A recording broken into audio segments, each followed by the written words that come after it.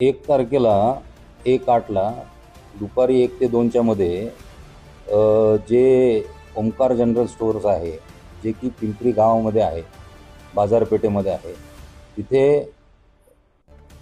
फायरिंगची घटना घडली होती.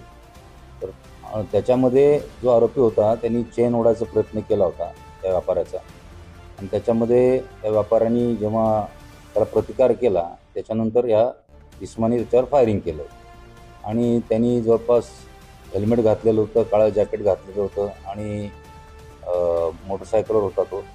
आणि त्यांनी आधी येऊन दुकानात फ्रुटी आहे का असं विचारलं.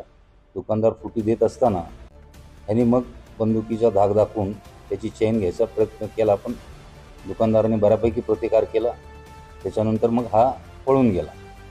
तर ह्याचा शोध आमचे जे PI ढमाळ आणि त्यांची टीम आहे त्यांनी CCTV फुटेजच्या आधारे त्याचा शोध घेतला आणि हा आरोपी जो आहे हा रवींद्र भाऊसाहेब धारे हा 40 वर्षाचा आरोपी आहे आणि याच्यावर जवळपास 25 गुन्हे आहेत. आणि विशेषतः वाहन चोरी, फायरिंगच्या त्याचे 6 इन्सिडेन्सेस आहेत.